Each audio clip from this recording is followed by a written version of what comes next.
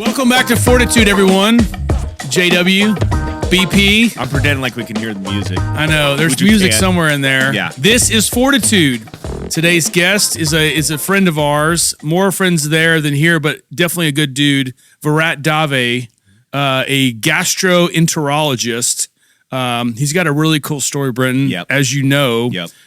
Virat, thank you for joining us, my friend. Thanks, Virat. We're grateful for your time. I appreciate it. So A&M and at the house, but then you're UT Longhorn. So undergraduate Longhorn, and then med school A&M. But who do we root for on Saturdays? The team in orange. And quite, is the word vehemently, I would say. Is that the right adjective?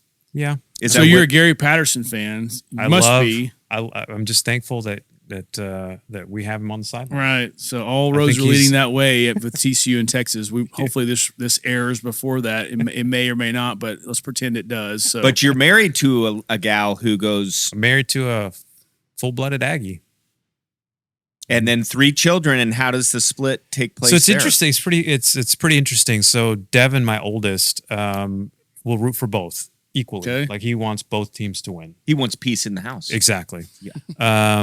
Shivan, the middle one, almost exclusively roots for A&M. Although he says he's kind of going for UT, but you can tell his heart's not in it. Whatever he needs from mom that day, exactly, or the rides, or money, exactly. That kind and of then thing.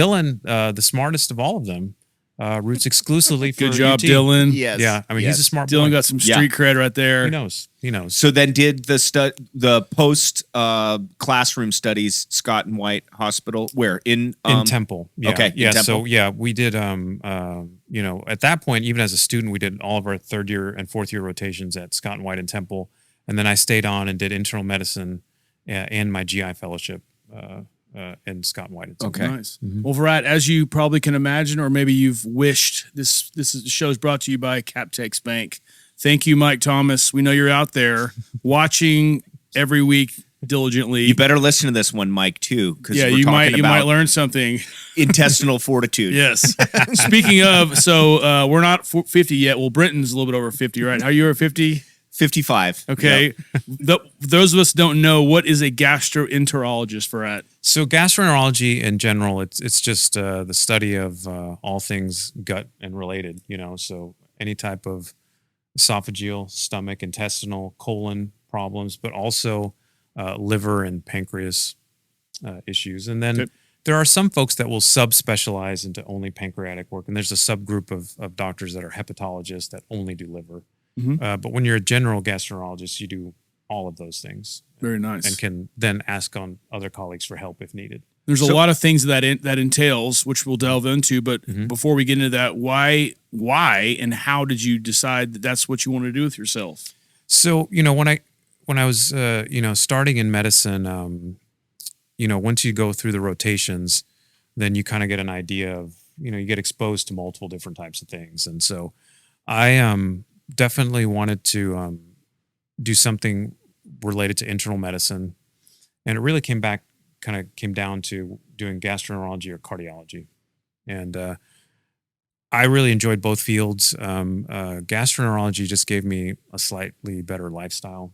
Cardiologists, I love them. They just work all the time. They do. Well, because their emergencies are, time is muscle, right? So they need to get there and reopen those blood vessels and revascularize and get things going. And everybody that has chest pain is going to get a call, get a cardiology to if you power down 2 cookies before the show, you might, have some concerns possibly. Well, Virat might just say, that's just a slight case of diarrhea. Why don't you call me in the morning? I'm sleeping. Exactly. Yeah. You're covered both ways. Yeah. Exactly. So the lifestyle, I really do enjoy GI medicine. I think it's just something that's very fascinating. I think, a lot of how we feel on a day-to-day basis can relate to how we feel right in here in our gut, right. And how did you start realizing that? Because clearly, there's been this great movement of proper gut maintenance and all, and like, you look on Insta or whatever, and my feed's got it, like all kinds of the dirt water or kavacha or whatever, all this stuff. And so, Kavacha. but or the Kombucha. yeah, Kombucha. I do the kombucha, but there's another one that's like a really? mix instead of coffee. It's like kuchaka or something. I don't know. Anyway, but back when we were in high school and college and stuff, that wasn't the norm, right? We were eating, potatoes, steak and taters every night. Anything, and I thing. think, but for the longest time, everybody has said you are what you eat. Yeah. And I think that maybe we said it, but we didn't really believe it or really kind of follow through with that until, here in the last 10 to 15 years, I think the consciousness about nutrition and just exercise and has really kind of blown up. And I think people are just now much more aware of on a daily basis, hey, we really got to watch what we eat and take responsibility for our health because, if we just eat a lot of things that, it's fun to eat cookies, right? Yeah. Yeah. It is. It's fun. It really it's Friday. is. Fun. It's the best thing, right? I'm always up for a good cookie, but it's just, you gotta, if you do it all the time, then you're going to have an appointment with you. Yes, exactly. Or the endocrinologist. Right. Can you speak to that? Like you obviously you're hinting on it, but what has happened in the last 15, 20 years in the American diet that has pronounced a need for people like you in the gut issues? Because we all know there's issues there. Why is the American diet taking such a turn south seemingly? That's a hard question to answer. I think one of the biggest problems is still portions. I think in general, we just eat too much in America, right? I mean, we just eat too much, and it's a good problem to have. There's the bountiful harvest, and we have but more it's than the we need. Productization of food too. Yeah, right? and then it's so like there's where processing food became and a money making thing. Oh yeah, for sure. Plus the processing of food. We're not Yeah. really sure.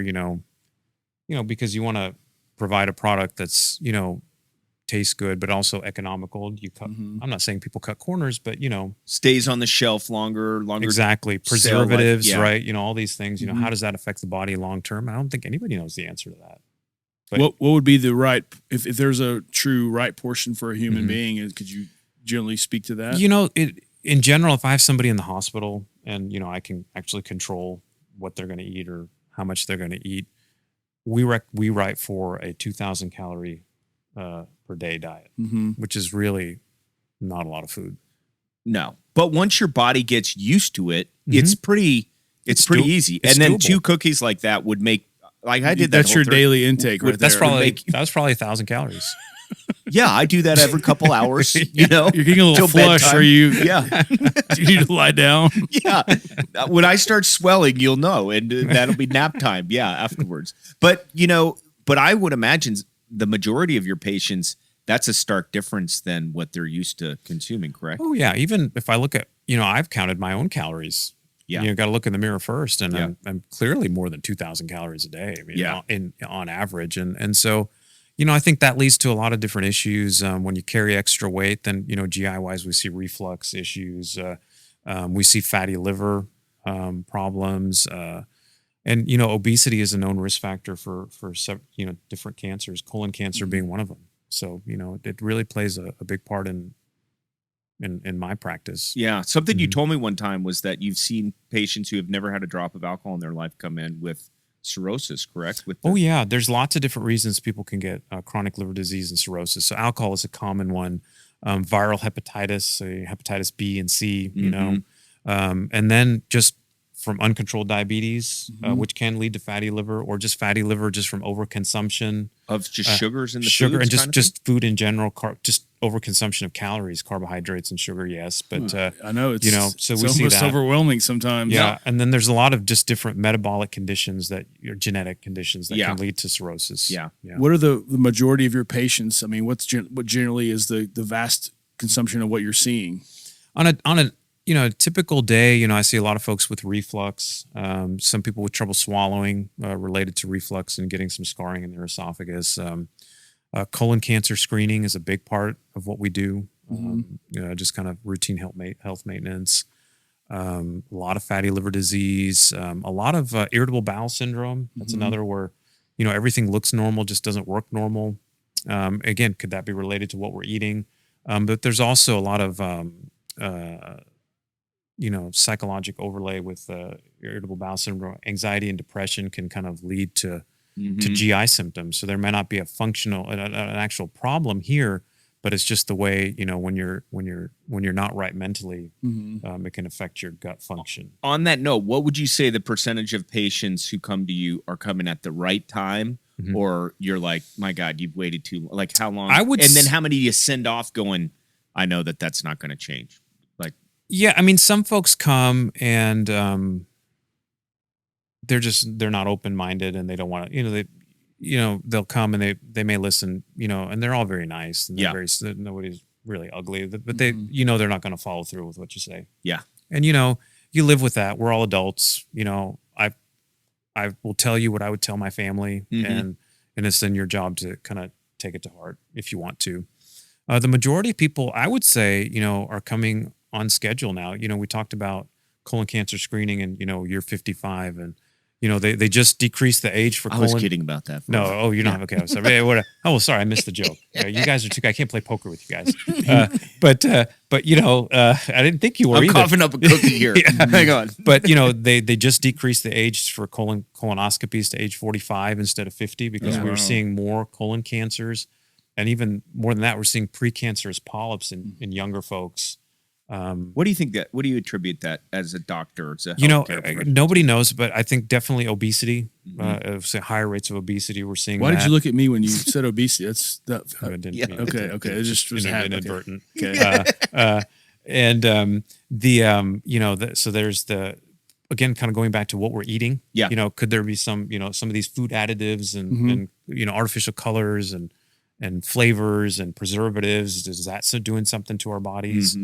Water quality. Yeah, I was going to ask you about that because they call it like clustering, and then there's no proof or whatever with this kinds of. But you've talked to me a little bit about just seeing like little clumps of little areas where there's some industrial things going on. Exactly. I had you're just like, wow. I had 3 people, and they all knew each other and lived in the same area, and I diagnosed the first man at age 50 on his screening colonoscopy, wasn't having any symptoms, had colon cancer.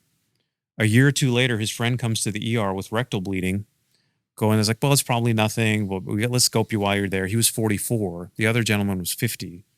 He had rectal cancer. Then they said their friend, was having some rectal bleedings. Like, can you see him? I was like, oh, sure, I'll see him. That was about a year afterwards. He had just a huge precancerous polyp in his lower colon that I removed. But they all lived. Oh my gosh! In a real small area. What was your thoughts on what's causing that? I don't know. There's got to be. It makes you wonder. Right. I mean, water. Sunday night dinners at somebody's house. Who knows? I don't 2 know. cookies, but it makes you multiple cookies. I found them in your break room. You're liable for these. But it makes you think, right? Yeah. And they have seen other clusters of non-GI cancers in certain areas. Certain bone cancers that are, extremely rare, and you find them in these. There was an article just recently, I think it was in Southwest Pennsylvania, that there were some clusters of these bone cancers. Yeah. And it makes you wonder, is there something going on in those areas? Is there something going on with the water? Well, or like air quality. Smoked meats, or something. Smoked meats is thought to be a risk factor, with, you get these compounds built up there called nitrosamines, or even pickled foods. Oh, really? Pickled foods? Yeah. So some of the, when you see the Far East, so Japan and Korea, they have higher rates of gastric cancer. And so it's thought to be related to some of that smoking and pickling. Could that be an issue? Have you ever eaten a pickled egg? Have you ever seen those in the convenience stores? I have, Brenton, yes. You've eaten one? Like out of that jar at the counter? I don't think I've had many, but I think I've had at least one. Was it good? I recall it being decent. You pickle anything, it tastes like a pickle. I've never had a pickled egg. It tastes like a pickle more than an egg? I recall that. It's been a while, but I think so, yeah. What does that do to the intestinal tract when one does consume something that might not be good for us? Like, well, there maybe shouldn't explain, we don't know that there's it's a theory about those compounds, those nitrosamines, that doing something over time, and you got to eat a lot of it over years, right? So if you just eat one pickled egg, it's probably not going to do anything. Let's say it was a pickled egg that had been the shelf life. For so 5 years, so food poisoning. So then there's probably some type of a bacterial infection there that releases a toxin. Okay. So that's going to cause a immediate effect on the GI tract to cause nausea, vomiting, diarrhea. On But the it's inside. It in just the it inside. hits the sensitive wall Exactly. there. Exactly. And then it's like your body's going, no way, we That's can't it. handle this. Get Exactly. it out. Exactly. And it's usually it usually is going to happen within a few hours after eating the contaminated food. Okay. And then it's usually 24 hours. And then Yeah. your body kind of resets and you're okay. Yep. But it's that toxin, it's a toxin mediated effect. So it's not causing a damage per se, but that toxin is causing all these things to happen. Then once your body gets rid of it, then you're good. And is it true that then the water just like surges Exactly. to it? And that's why it goes. So then you get the the GI tract. The whole idea from the GI tract is, right, you're eating all these eating and drinking food and water and liquids, extract the nutrients and all the water, and then just get rid of a minimal amount of waste. But Okay. it's a very efficient system. Yeah. But when you get kind of derailed, then then everything just comes out.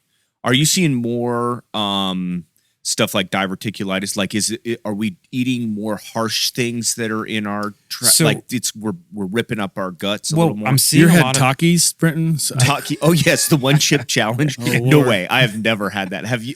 I haven't done it. My middle son, thoughts on Shivan has brat? done it. Shivan has done it, and actually, my older son actually also did something, and it's on video. Did a Carolina Reaper, and it just burned his mouth. And you can actually get ulcerations in the mouth, and from some of these super hot peppers. Yeah, you can get some issues. and with dairy is the only alternate, like to bring it down. or yeah, something? dairy and just kind of time, Yeah. just kind of wash it out. But the diverticulitis question. Yep. So I'm seeing a lot of diverticulitis, even in younger people, but it's not in the manner that you're thinking that, it's causing, these rough foods are causing these pockets to form on your colon. It's just a lack of fiber in our diet. So if you don't eat enough fiber in your diet, then you can develop the pockets, which is diverticulosis. And then if you get bad luck, it gets infected and you get diverticulitis. Is the idea because it's like the tube is not getting cleaned sufficiently? Is that kind of so the fiber idea? if you kind of go back, and the fiber is a natural laxative, right? So it's just going to flush your system and keep you regular. The thought is, if you don't have enough fiber in your diet and in the lumen of the colon, through the colon, is that you can increase the intraluminal pressure, and then there's certain weak points in the colonic wall where the blood vessels have to perforate through. Yeah. And then the increased pressure will then create that bubble or Yep. pocket Right. to form. Yeah, it's like causing just the so much diverticulosis. pressure Exactly. that it It's starts splitting the wall or exactly. something. Yeah, Exactly. Yeah, So,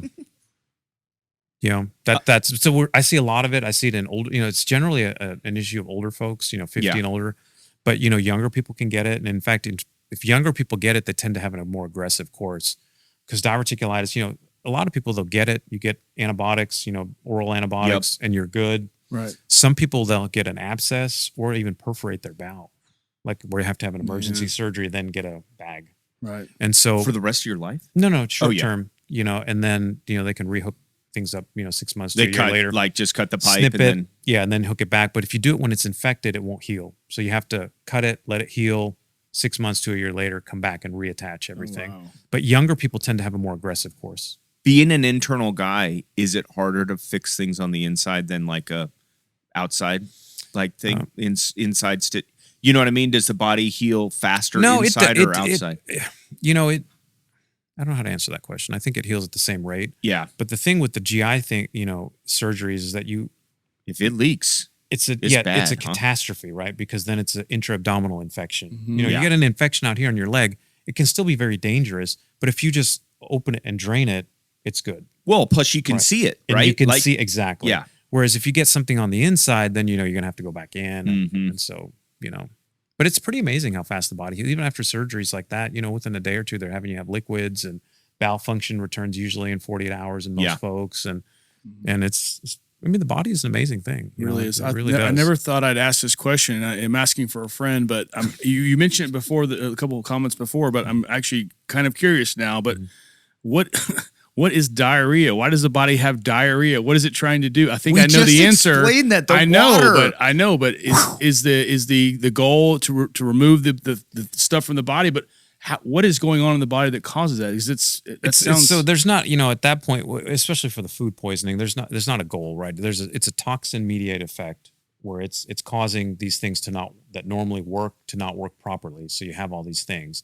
And then once the toxin is washed out of your system, function returns. right. So it's not really washing it out of your system. It's not like it's not Not like a cleansing function or anything. It's right. like, It's not like a fire hose or something like for putting water on a fire. No. And then eventually, it gets back to, and there's lots of reasons people get diarrhea, and that's just one. I mean, you can get a viral or bacterial, mediated diarrhea, and other there's certain cancers that cause diarrhea.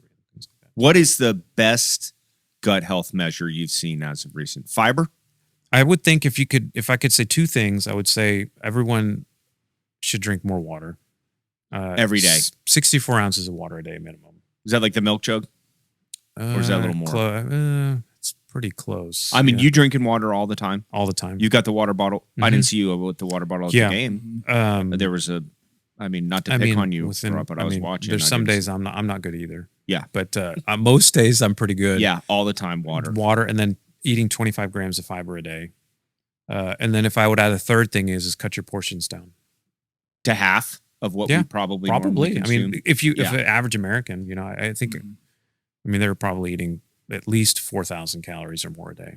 Wow. So don't get the large at McDonald's. Just I would suggest go to a Happy stay away Meal. from McDonald's altogether. McDonald's is some evil empire. I mean, there's some bad going on there. Mike, if you sponsor McDonald's. Sorry, McDonald's, but no thanks. Yeah. Virat, what's one of the worst cases you've ever had to treat? If you can talk. Some of the worst cases, they always end up being cancer kind of cases, and the ones that are tragic are the young ones. That are bad, and the one that I have, and it's not even a GI cancer. It was a very young lady. She was in her 30s, and she had metastatic breast cancer, and her cancer had spread to where it had just pretty much taken over her liver, and so her liver wasn't working at all, and so she was jaundiced. She was just yellow and it wasn't like they had sent her over, because sometimes you can get some cancers that'll block the drainage to the liver, and you can put stents and open it up. But it wasn't that. It was just so far gone. And there's really just nothing I could offer that young lady. Right. And I still remember her face. I remember the room that I saw her in my clinic with her husband, and basically just having to tell them that I really don't have anything to offer. And those are the ones liver transplant or anything like that? You can't do a transplant if somebody's got cancer. Yeah. Because the immunosuppression increases your risk for cancer. And so then it would just be kind of like fertilizer for the you just can't do it. So that's basically that, she, had to go to hospice. And so it was pretty... That one was a that was. And this a bad was one. a normal lady just got a really bad breast cancer. Was it like too late? We're always looking for somebody if you drank too much, you ate too much, you didn't get checked out early enough. But it was that one was not her, because she was younger than even when mammograms would have started. And so it was just a bad one. And I've got a lot of other you see a lot of sad things in medicine, and there's some of the the ones that are also. Sad are the ones that could have been preventable, like the alcoholics, that just drink themselves into the grave, and they know they need to stop, but it's an addiction and they just can't stop. And you see them and you watch them leave and you're like, there's no way you're coming out of this. I mean, I've really high functioning people. I mean, I've had executives and wonderful families and all the opportunities in the world. They have to do anything they want, and they're just in a cage. Yeah. How often would you see somebody like that, the alcoholics that can't stop? Is it a weekly thing? No, I would say it's actually less now. And I think part of that is I've been doing this for 16 years. When I first started, there weren't a lot of pure liver specialists, the hepatologists. There weren't as many as there are now. And so I think a lot of those folks are getting shuttled that direction. So I'm just not seeing as many. Right. Yeah. I don't think the numbers have gone down. I think the general practitioners are starting to talk about fatty liver disease, like raised liver levels too, which may pull people away from it a little. I think that's a great point. I think the primary care doctors are doing a great job in trying to hit it at the beginning and early on, and maybe kind of, get people to realize that, hey, they're really doing a lot of damage. And, what percentage of the American public would you say is overweight? Is there a general stat on that? I'm sure there is. Are we all overweight? No, and I want to say at one point it was 50%, because I think it was 50% or more. Oh, wow. But it's, because you base it on BMI, right? So normal BMI is less than 25. 25 to 30 is overweight, and then over 30 is obese.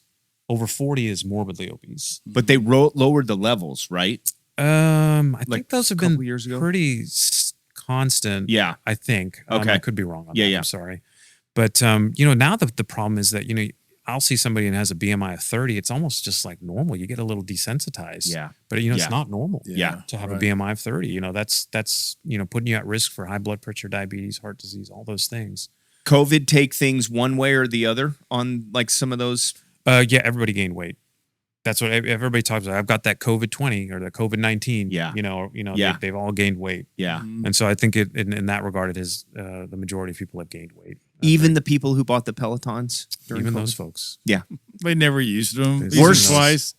Worst thing you can put in your body before we get to the fecal transplant question. No, I got a few worst more for things. that. Oh, go ahead. Yeah. I mean, Alcohol, right? alcohol. I mean, in excess is definitely an issue, and just too much of anything. Yeah. I mean, I think I'm being so generic. I know, Yeah. but really, it's just. I think if you do everything in moderation, small portions of. Look, it's fun to eat. Yeah. It's fun to have a drink every now and then, right? It's just when you do it to excess, that's where we kind of all. I once heard that trouble. nacho cheese is one molecule away from pure plastic. Is there Not any sure what that's in truth there. to that? I No? don't eat it because Yeah. and I'm not going to say I've never had it, Yeah. but it At the UT football game, perhaps maybe so, but on a I've winning just, streak? I've taken it off the list now. Yeah. I'll just Good. celebrate it in another way. Just, Go a ahead. marshmallow. We talked about marshmallow. What exactly is a marshmallow? I'm not sure what the. I don't eat so the marshmallows. I try to avoid gelatin Why? because I just feel bad of where it comes from. Comes from like what is it from? Like collagen and The like, devil. Yeah. But it's, Wait, it's, collagen it's, of it's an an animal. Yeah, it's a kind of animal byproduct. Gelatin is. I had no idea. So I'm a vegetarian. So in general, That's gonna stop the marshmallow Yeah. consumption in my house. so they have marshmallows without gelatin. They're like not as free ice cream or they're not. something. But there's one. I don't know if I can mention specific stores, but Trader Yeah. Joe's has a good one Okay. that doesn't have gelatin, and it's pretty darn good, and it melts like a regular one for a s'more. So fluff, the popular yeah. sandwich making, is like some kind of collagen from an animal. It's probably gotta just, be. It's just gelatin and sugar, right? I mean, Yeah, I did not know gelatin was a thing. I thought it was- gelatin's an animal byproduct. Well, first off, why is a 55-year-old man eating marshmallows at home anyway? That's the real peanut butter and question. fluff sandwich. I just trying to relive the old days, man. Fifth All grade. right, ask him the fecal question. Fecal 'cause we're transplants. dying. Okay, we're dying. yes. So fecal transplant, it was something that we talked about when I was a fellow back, a GI fellow from 2003 to 2006, but it was not readily available. It was a treatment for a particular colon infection called C. difficile or Clostridium difficile, which is an infection that you see in folks that have received antibiotics. The antibiotics sort of kill off the good bacteria in our system, and then this bad bacteria can kind of overtake. Although Is that yeast? Does yeast come into play here or no? Not in Okay. the colon. Okay. Yeah, not in the. It can in other antibiotics can cause yeast infections in other areas. Okay, But not okay. in general, not in the colon. But can it in the gut? In the esophagus. Okay, You can get okay. it. Yeah, you can get esophageal fungal infections and that. Yeah, but so this. But now even with C. diff, C. diff has changed, and to where even folks that have not received antibiotics can get C. diff. If you've been in a hospital or a nursing home, those are high risk settings where you can get this infection. So the treatment is, go figure, antibiotics, different antibiotics. And that usually will work, but sometimes you have to treat multiple times. So they've now developed different antibiotics that will treat this particular infection. They were getting to a point where some people were just, they were Too many losing their antibiotics. colons because they couldn't fix it. And they were just having massive amounts of diarrhea and just not getting any better. Mhm. And so you could lose your colon, which you can live without a colon. It's not a great way to live, but you Right. can. Wait, you can just overuse your colon, like it's just. Well, it was overused? it was infected, and it was Yeah. just infected, and some people then they'll get dilated and just they'll just stop working. Increased risk for just overwhelming infection or sepsis, so Yeah. they just have to come out because otherwise they were going to die If you get the colon out, you got to do the bag. for a short time probably, and then they can sometimes then do some other things to Okay. make a little pouch or Yeah. make it to where it's Another internal. cookie, buddy? Yeah, yeah. But so what happened was some really smart folks said, well, what if we could just reintroduce normal bacteria? And so they started this idea of if healthy donors could donate stool, and then if you would just instill that stool in the colon, would that get that person to repopulate a healthy population of bacteria and get rid of the C. diff on itself without any further antibiotics? And darned, it works. Oh, wow. I mean, who's the first? This boggles my mind. Like, where does the idea come from? Then is it like at the school where it's like, my husband's working on a very advanced grant of, fecal transplantation, like who says, like, I don't get this. And then it's like an astronaut, like first man to the moon, like, I'd like to volunteer for the trend. Like, I don't know. I don't know the history of it, and I can tell you later. I don't know I don't know the history of it, but the craziest, so that is since evolved to where now they found that you can actually, if you do do an upper endoscopy, longer one where you go into the small intestine, you can instill it that way and it works. Why you would want to do it? I mean, seems like the other way seems better. Sure. Yeah. But anyway, and also now the newest thing is they have like capsules, like stool capsules that if you can, that's what they're working on. Right, I've not seen that it's actually been out. Yeah. I've not. That sounds reasonable. Even Yeah, though it's you small, probably right? took it from the people smoggling heroin through swallowing condoms Exactly. full of it at the Exactly. airport. So then could that potentially get rid of these, C. diff infection? So that's really where the fecal transplant came about. Interesting. But there's interesting. The whole gut biome is a very fertile ground for research right now because they're saying, could that be our natural population of bacteria? Could that right determine if we're obese or not? Oh, really? So that's really kind of new like cutting more of a edge stuff. physiological. Yeah, rather because than there's an something. impulsive Yeah, and there's something psychological. else going on that could be contributing to obesity in some folks. And right. and then do you do a transplant to a healthy donor from say I want Michael Phelps' stool? Yeah. Oh, right. You yeah, too? Yeah. That's Yeah. weird. I Yeah. don't know. On I'm that, just is just kombucha good for you? I mean, I mean, it's fermented. I mean, if it has probiotics, there's a thought that probiotics, are they good? they can help some people, Yeah. especially with irritable bowel type symptoms, gas, bloating, cramping. Mm-hmm. And it does help some people. Some people it doesn't really do much of for them. It doesn't hurt anybody in general. Yeah. It's either going to help you or not do much. Yeah. What about expiration dates for that? You see if food expiration dates all the time. How real should we pay attention to this stuff? I do, just because it makes it, I would just think about it. Right. I don't know. Is that is that a silly question? Because No, it's take not that. Take them seriously. Yeah, I usually do, but I think that I'm sure at like folk food banks and things. I think they I'm sure that there's a built-in window. Exactly. Yeah. To where they could still be used, and say folks that just really need I can give you a little first world experience with that. One time I was at my grandmother's and chumped into a bag of cheese puffs. And when those begin to disintegrate in your hand, but then very quickly in your mouth, it would have been smarter to look at the expiration The date. expiration at that date. time. Just let it go. Yeah. What about you're a vegetarian. You said I'm a pescatarian, so I don't eat meat. What are your thoughts on meat, chicken, things of that nature? I think diet? I think it's I will say I think for the planet the best way is vegetarian, just because raising livestock and poultry and now even fish farms and all, it's harder on the environment, takes more water, takes more resources. Right. In terms of on a more just individual basis, I think it's fine to eat meat. I think red and processed meat should be the smallest portion or part of your diet. The World Health Organization, probably I want to say 5 to 10 years ago, came out with a pretty explosive statement that saying that eating red meat causes cancer. And usually these kind of organizations, they don't put out such definitive type papers, but man, they did it, and it made a lot of people mad. That had a lot of monetary interests. Sure. With meat and meat production, right? And they actually spelled out how much you should be eating, and I don't know the numbers off the top of my head, but I would just say it should be the smallest portion of your diet. We should all be eating more fruits and vegetables, more vegetables than fruit, because if even fruit has natural sugar, it's still sugar, right? Yeah. So it should be more of that regard, and whole grains and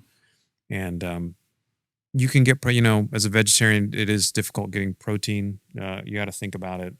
I eat eggs, so I'm not I do dairy, not so much dairy, but I do some, and you can do it. And there's a lot of plant-based protein powders now. So if you really had to, you can get it in other ways. Yeah.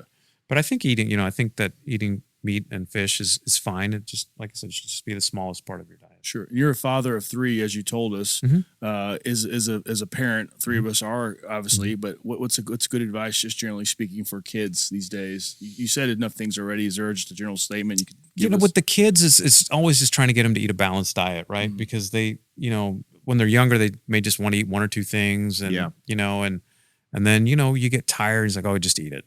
We all do that. How many times we don't? I don't just eat it. He's hungry and he's gonna eat this, and then we're good.